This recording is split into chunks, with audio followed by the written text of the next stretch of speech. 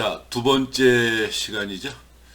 자, 오피리어가 이제 이렇게 노래를 부른다고 했는데 오피리어의 노래를 한번 들어보죠. 내일은 발렌타인 날, 이른 아침 때 맞춰 난 그대의 창 밑에 처녀로 애들여 서 있네. 그대는 일어나 옷 걸치고 방문을 열었으니 들어간 처녀 몸이 나올 땐 처녀 몸이 아니라네. 참 노래치고 해괴한 노래를 부르는 거죠. 여기서 처녀는 오피리어 자신을 의미할 수 있는 거죠. 상당히 성적인 이런 냄새가 나는, 나이도 뭐 어린 10대인데 오피리어 옷고름 풀기 전엔 결혼한다 약속했죠. 그가 말하길 저 햇님의 맹세코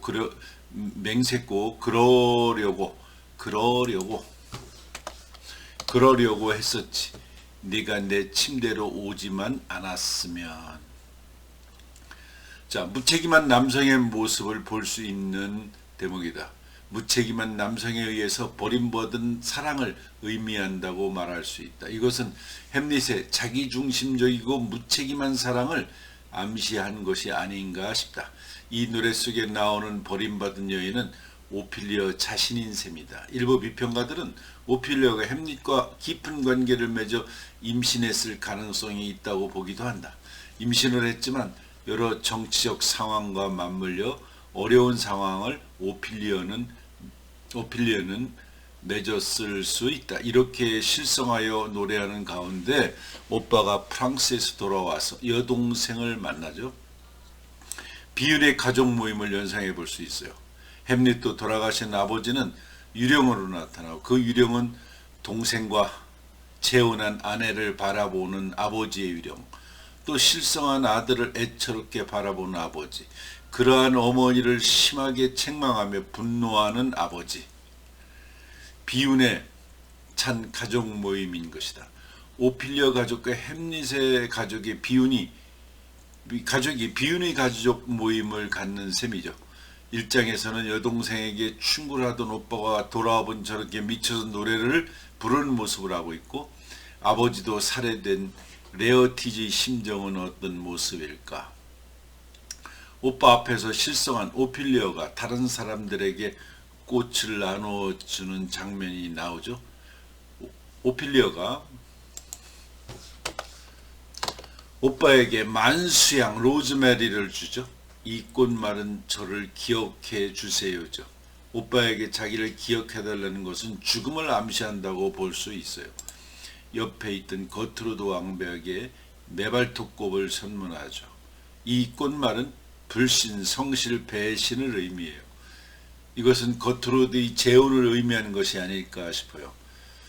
클로디어스 왕에게 우향꽃을 선물하죠. 이 꽃말은 후회예요. 자신의 형을 죽인 심정을 지적하는 의미가 아닐까 싶다.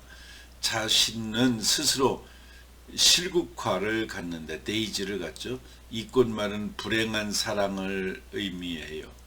뭐 유명한 단편 데이지 밀러라는 게 있죠. 헨리 제임스의. 아마도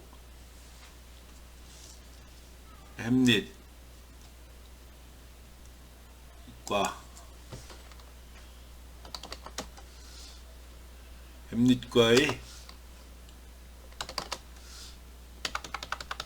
불행한 사랑을 의미한다고 볼 수 있어요. 이미 죽은 아버지에게는 오랑캐꽃을 준다. 이 꽃말은 정절이나 충절을 의미한다. 아버지는 충정을 의미하는 꽃말을 아버지의 충정을 의미하는 꽃말이다.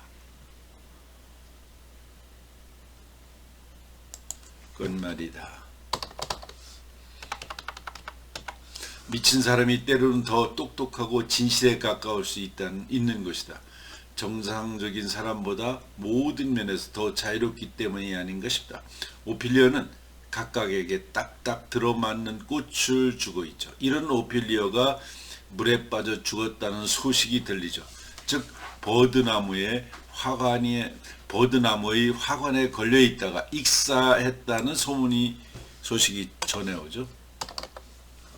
오피리어가 화관을 거르려다가 걸지 못한 버드나무는 이루지 못한 사랑을 상징한다고 볼 수 있다. 즉 햄릿을 진정으로 사랑하다가 물에 빠져 죽었다는 것이다.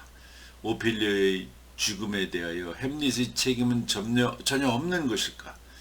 햄릿은 오피리아를 사랑했지만 그녀의 아버지 폴리니오스에게 이용당하는 모습을 보고서 햄릿은 오피리아를 사랑했지만 그녀의 아버지 클로디우스지 아버지 클로디우스에게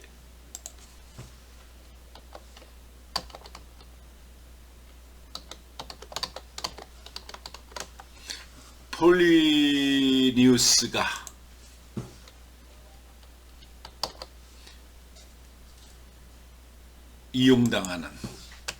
이용당하는 모습을 보고서 오피리아를 혐오하고 그녀에게 냉담하게 굴었다. 햄릿은 자신의 애인을 잘 포용하지 못한 남자가 아니었을까 하는 생각이 들죠. 오피리아의 입장에서 그녀를 바라보면 주변 남성에 의해서 억압되고 이용당했던 인물이 아니었을까 생각이 되죠. 오피리아는 지속적으로 감시와 감찰의 대상이 되는 거죠. 햄릿과 연애하는 장면을 누군가가 끊임없이 숨어서 감시한 것도 중요한 폭력이라고 볼 수 있죠. 즉 남성 권력의 희생자였다고 볼 수 있어요. 자, 햄릿은 영국으로 보내졌는데 갑자기 귀국하게 되죠. 햄릿이 편지를 보냈는데 편지에 의하면 영국으로 항해하는 도중에 해적선을 만나게 돼서 자신이 포로가 되었다는 거죠. 근데 구사의 일생으로 살게 되었고 곧 귀국하게 되었다는 거죠. 왕에게 내일 귀국해서 왕에게 자세히 설명하겠다는 내용을 편지로 보냈어요. 자신의 친구 호레이쇼에게는 자신이 긴히 할 말이 있으니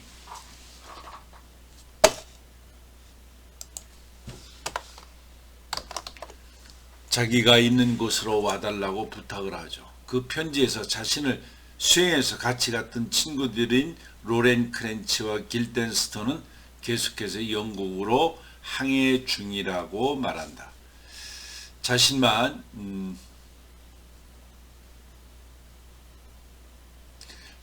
빠져나오게 돼서 귀국하게 되었고 두 친구는 계속해서 영국으로 항해 중인데 이 두 친구는 클로디어스가 영국 왕에게 보내는 친서를 휴대하고 갖고 가고 있는 중이다. 도착 즉시 햄릿을 죽이라는 친서를 이들은 소지하고 있다. 클로디어스 입장에서 보면 햄릿을 영국으로 보내서 제거하려고 했는데 그 계획이 틀어지고 햄릿이 내일 귀국한다는 이야기다. 다시 햄릿을 제거해야 할 계획이 다시 필요한 거죠. 그래서 클로디어스는 레어티즈와 함께 햄릿을 살해할 계획을 세우게 되었는데 자신의 아버지의 죽음을 밝히라고 분노하는 레어티즈에게 클로디어스는 이렇게 이야기합니다. 보죠. 너의 아버지를 클로디어스가 이제 하는 얘기죠. 레어티즈에게 너의 아버지를 죽인 자가 햄릿이고 그 자가 나의 목숨도 노리고 있다. 이렇게 얘기를 해요. 즉 은근히 햄릿에게 레어티즈가 복수를 하도록 부추기는 듯한 인상을 주죠.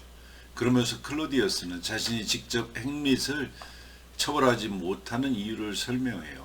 첫째는 왕비가 햄릿의 생모로서 햄릿을 몹시 사랑하기 때문에 죽일 수 없다는 것이에요. 또 대중들이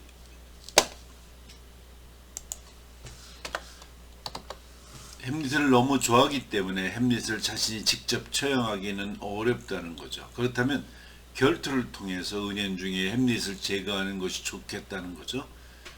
검술 결투로 햄릿을 죽이게 되면 아무도 시비할 자가 없으며 왕비조차도 사고로 생각하게 될 것이라는 거죠. 그래서 클로디어스는 햄릿과 레어티즈가 검술 경기를 하도록 유도하죠. 클로디어스는 레어티즈의 검술 능력을 굉장히 칭찬한 다음에 검술 경기를 유도합니다. 클로디어스는 주변 인물과 상황을 자신의 정치적 목적에 잘 이용하는 능숙한 정치적 능력을 보여준다고 볼 수 있어요. 클로디우스가 분노하는 레오티즈에게 다음과 같이 또 얘기를 합니다. 자, 클로디우스, 말이 아닌 행동으로 아버지의 아들임을 보여주기 위해 넌 뭘 하겠느냐? 이것도 레어티즈, 성당 안에서라도 그놈의 목을 따겠습니다. 레어티즈, 칼끝에 독을 바르겠다. 그러니까 클로디우스가 만일을 대비하여 햄릿이 마실 독주를 준비하겠다. 이제 독주까지 이제 준비해서 죽이려고 하는 거죠. 햄릿에게는 아버지의 복수를 원하는 3명의 아들을 볼 수 있다. 대표적으로는 햄릿을 들 수 있죠. 그러나 그는 말뿐이고 행동력이 결여된 인물이에요. 레어티즈는 지체 없이 과단성 있게 요 햄릿은 작품 햄릿이에요. 작품은 이렇게 표시를 해야 되죠.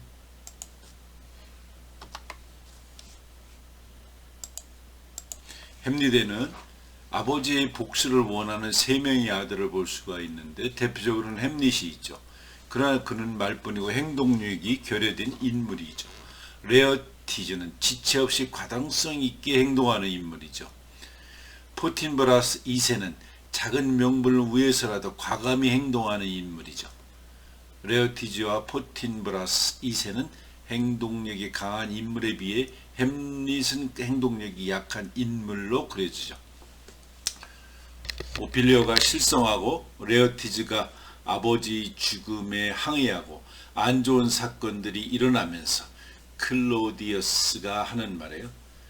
불행은 하나씩 오지 않고 한꺼번에 몰려온다. When sorrows come, 어떤 슬픔이 올 때 they come not single spice, 단 하나의 조각이 아니라 in battalion, 군대의 그 아주 무더기로 군대의 한 대대처럼 이렇게 온다는 것이죠. 즉 머피 법칙으로 알려져 있는 화불단행, 이게 화불단행, 나쁜 일은 엎친 데 덮친 격으로 한꺼번에 온다. 이걸 이제 영어로 화불단행. 어떤 화는 단행, 하나로 행동하지 않는다 이런 뜻이니까 나쁜 일이 오면 아주 겹쳐서 온다. 불행한 일의 분위기에 젖어 있게 되면 그런 일의 분위기가 꼬리에 꼬리를 물게 된다는 거죠. 자, 그 다음 5막 1장 이제 보겠어요. 5막으로는 5막 1장을 보면 여기에서는 이제 재미난 표현들이 많이 있어요. 5막 1장을 보면 죽어 맥주통 마개가 된 알렉산더 대왕이 이제 나오죠. 이제 디거, 땅 파는, 무덤 파는 자들이 이제 재미있게, 어쩌면 그게 어떤 무거움을 한번 웃게 해주는, 한번 좀 쉬게 해주는, 연극이 아주 심각하게 끌고 오다가 한번 릴리스, 긴장을 풀어주는 대목이죠. 비극적인 무거운 분위기를 일시적으로 완화시켜주는 무덤 파는 광대들이 자살한 여자를 기독교식으로 매장하는 것에 대해 의구심을 표시하고, 햄릿과 호레이쇼는 이들이 아무 감정 없이 태연하게 노래하며 무덤 파는 모습에 놀라죠. 햄릿은 무덤 파는 사람이 건네준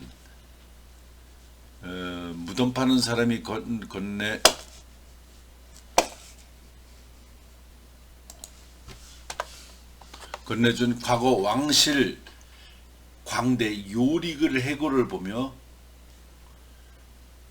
그가 자신과 함께 놀아주던 시절을 회상하고 유한한 이제 뭐 생명이 있는 유한한 인간의 삶과 죽음에 대해 깊이 성찰하는 거죠. 햄릿은 천하를 호령하던 알렉산더 대왕도 죽어 흙이 되어 맥주통 마개가 되었을 것이고, 시저 황제 역시 흙이 되어 죽어서 흙이 되어 벽을 바르는 바람막이가 되었을 것이라고 말한다. 다 살다가 죽어 썩게 되면 다 흙이 되고 하나는 맥주통막이 되고 벽에 바르는 바람막이 흙도 된다는 거죠. 오피리어의 장례식에서 슬픔을 참지 못한 레어티즈가 무덤 속으로 뛰어들고 이 모습을 본 햄릿도 무덤 속으로 뛰어드는 것이죠. 참 오피리어의 장례식에서 슬픔을 참지 못한 오빠 레어티즈가 무덤 속으로 뛰어들고 이 모습을 본 햄릿도 무덤 속으로 뛰어들어요. 햄릿은 4만 명 오빠의 사랑을 합친 것보다도 자신이 오피리어를 더 사랑했다며 레어티즈와 싸움을 벌이지만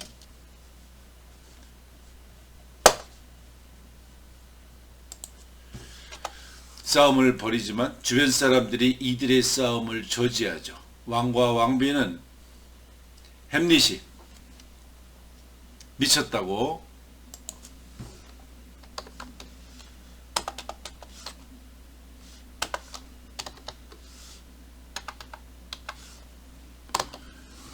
왕과 왕비는 햄릿이 미쳤다고 말하고 클로디어스 왕은 레어티즈에게 이 왕과 왕비는 클로디어스죠. 클로디어스 왕은 레어티즈에게 자신들의 복수 계획을 상기시켜 주고 레어티즈를 진정시키다. 이 무덤 장면에서 햄릿은 두려워했던 죽음에 대해서 모든 인간이 받아들여야 하는 성숙한 모습을 보여주죠. 자, 이 세상에 태어난 것은 다 죽지 않을까요? 그죠? 생물이고 동물이고 생명이 있어서 태어난 모든 것들은 다 죽음이 있죠. 비극적인 분위기를 가벼운 분위기로 바꿔주는 것을 영국에서는 코믹 릴리프라고 그래요. 희극적 완화. 이 말 꼭 알아둬야 되죠. 코믹 릴리프라고 한다. 코믹 릴리프. 음악 일장에서는 그런 역할을 하는 광대들이 등장하죠. 이 광대 두 사람은 무덤을 파면서 자살한 여자의 무덤을 기독교식으로 매장할 필요가 있는가 하는 문제를 가지고 서로 논쟁을 벌이죠. 지금 무덤을 파는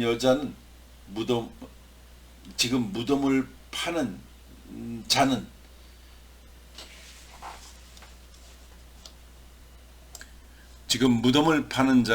지금 무덤 속에 묻혀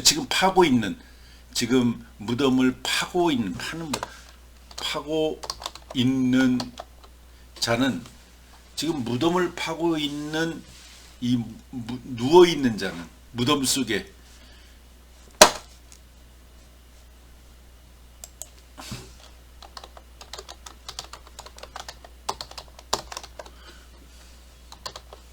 지금 무덤을 파고 있는 무덤 속에 누워 있는 자는 여자라고 말을 하죠. 즉 자살하는 여자라는 이야기죠.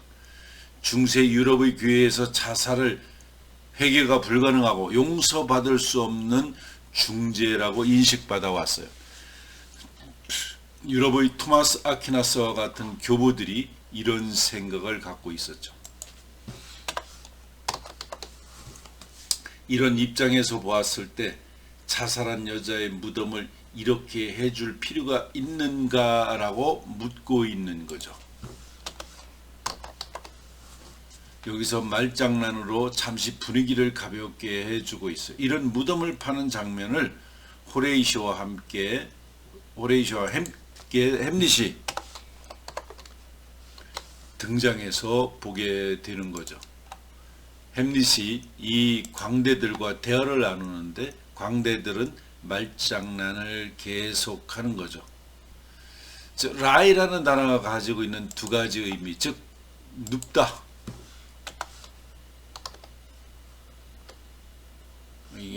이거죠. 눕다, 거짓말하다, 이 두 가지를 섞어서 말장난을 하고 맨을 남자나 인간으로 언어 유희를 또 벌이는 거죠. 지금 당신들이 파는 무덤이 남자의 것이냐라고 물어보니까 아니라고 대답을 하죠. 그럼 여자의 것이냐라고 재차 두 번 또 묻자 그것도 아니라고 대답해요. 광대는 이렇게 답을 해요. 살아서는 여자였지만 지금은 죽은 사람이다. 광대들에 의하면 죽은 사람은 사람이 아니고 시신은 더 이상 남녀로 더 이상 존재하지 않는다는 거죠. 가벼운 말장난일 수 있지만 햄릿에게 남녀를 구분하는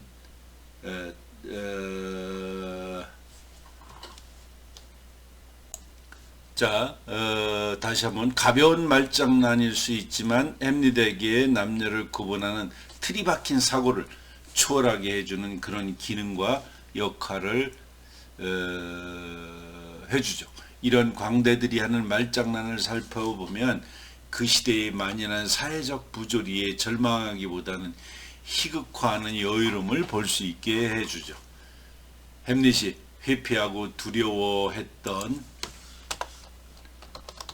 죽음의 문제를 받아들이고 순응하는 태도를 보여주죠. 광대들은 그동안 파왔던 무덤들에 대해서 누구의 무덤이었는지에 대해 철저히 무관심을 보여줘요. 지금 여기 죽어서 이 땅에 이 무덤 속에 묻혀있는 자 누군지 관심 없다. 유명한 정치가의 무덤인지 어느 귀부인의 무덤인지 거의 차이를 느끼지 않고 있죠. 무덤 파는 사람들이 왕인 건지 거지인 건지 죽으면 모두 흙으로 돌아가서 단순히 한 줌의 흙으로 변한다는 인간의 운명의 보편성과 절대성을 희극적으로 보여준다고 말할 수 있어요. 다 죽으면 저렇게 한 줌의 흙으로 되는데 참 심란하게들 산다. 이 광대들은 삶과 죽음의 문제를 복잡하게 설명하는 것이 아니라 한 줌의 흙과 해골로 단순화시키는 대중 철학자와 같은 역할을 하죠. 바보스러워 보이는 광대들이지만 철학자와 같은 존재라고 할 수 있어요. 햄릿에게 사고의 변화를 가져오게 하죠. 광대들이 해골을 끄집어내어 던지는 것을 보면서 햄릿은 이런 말을 합니다. 햄릿, 저 해골에도 한때는 혀가 있었고 노래할 수 있었겠지. 저 녀석이 그걸 지금 땅에다 팽개치네. 마치 최초의 살인을 한 카인의 턱변화되는 것처럼 말이야. 지금은 이 바보 같은 녀석에게 천대를 당하지만 어떤 정치인의 머리였을지도 모르지. 살았을 때는 하나님까지 따돌릴 정도로 똑똑한 모사꾼이었을 텐데 말이지. 안 그런가? 지금 이 광대들이 땅을 이제 오피리어를 묻으려고 땅을 파면서 거기에 해골이 나오니까 해골을 내 던지고 뭐 이렇게 하면서 이놈이 살았을 때는 대단한 놈이었을 것 같다. 하나님을 따돌릴 정도로 모사꾼이었는지도 모른다. 이렇게 이제 햄릿이 얘기하는군요. 그 옆에서 보면서 이제 무덤 파는 디거, 땅 파는 DIGGL 디거들이 땅 파는 걸 보고 하는 얘기예요. 햄릿 또 나왔군. 어디 이번엔 변호사의 해골일 법도 한데 그 능숙한 개변이면 말솜씨는 어디로 갔지? 그리고 사건이니 소유권이니 모략이니 하는 이런 것은 이제 저 무지막지한 녀석에게 더러운 사고로 저렇게 꼴통을 얻어맞고도 가만히 있나? 어디 폭행죄로 고소하겠다고 말을 왜 못하지? 자, 이렇게 삽으로 얻어맞으면 내동체에 집어던지는 해골 바가지를 보고 햄릿이 그래 너 옛날에 너 변호사 아니었냐? 이렇게 삽으로 때리고 이런다고 폭행죄로 고소 한번 해보지. 햄릿은 궁중광대였던 요릭의 해골을 보면서 이렇게 얘기를 한다. 햄릿, 불쌍한 요릭. 지금 이제 요릭이 죽었는데 옛날엔 대단한 광대였단 말이에요. 궁정에서. 이 불쌍한 요릭. 호레이쇼, 나는 이 사람을 잘 아네. 참 무궁무진한 재담꾼이었네.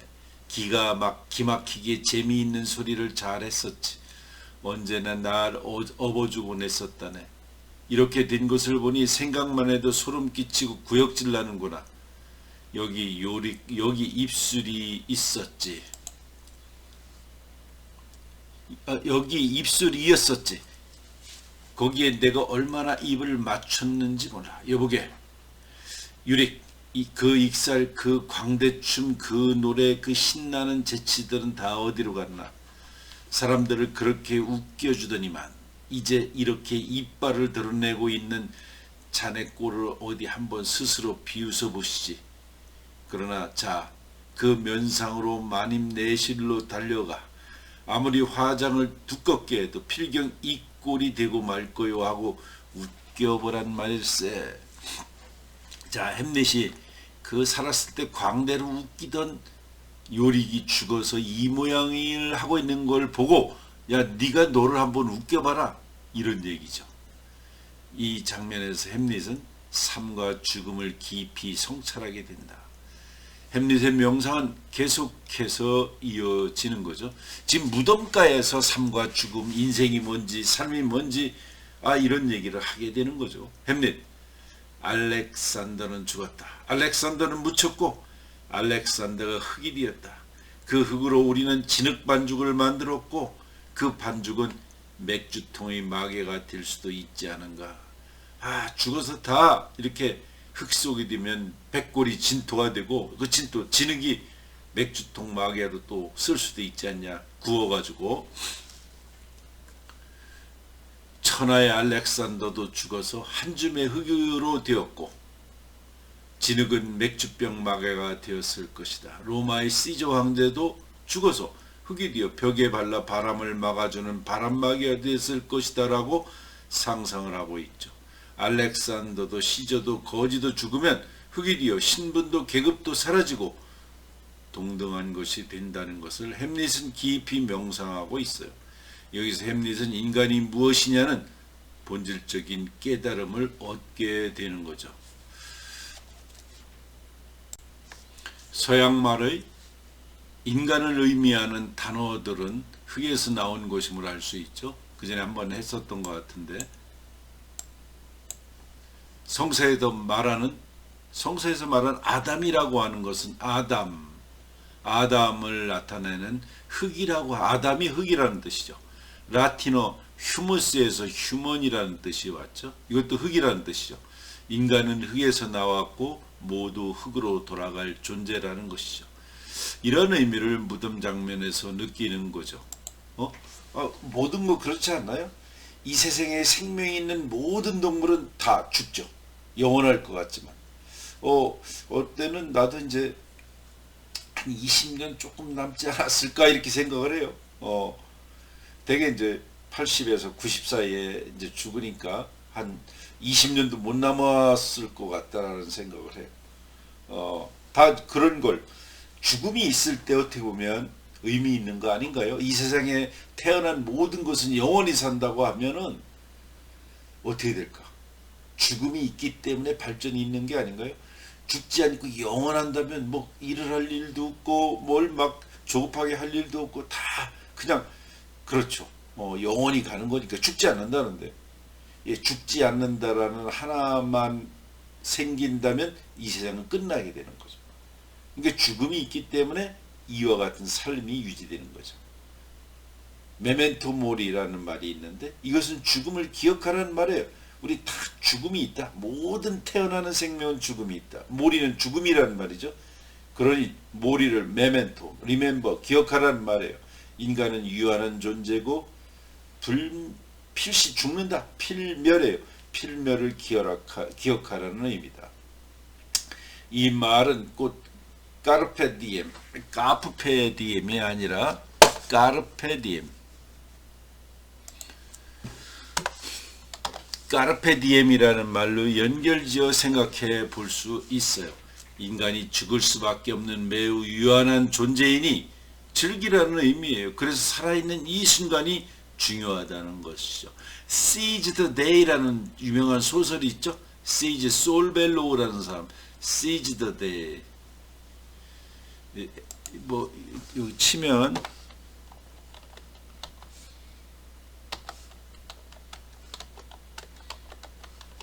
이런 소재 세이지데이 솔벨로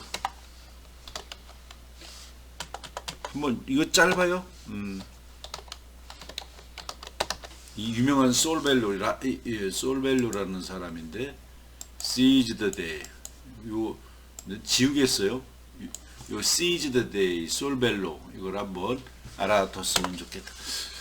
오늘을 즐겨라. 오늘은 뭐 당장일 수도 있겠지만 살아있는 동안을 즐겨라. 오늘을 즐겁고 뜨겁게 사는 것이 즐거운 것이 아닐까 싶다. 햄릿이 무덤 앞에서 삶이 무엇인지 느끼고 깨닫는 성숙의 시간을 갖는 것이다. 햄릿이 오피리아의 초라한 장례식을 목격하게 되고 오빠 레어티즈가 슬픔에 못 이겨 자신 뒤로 뛰어들어가는 것을 보고 햄릿 자신도 뛰어들어가 이렇게 이야기하죠. 자, 이렇게 이야기하는 것부터는 또 다음 시간에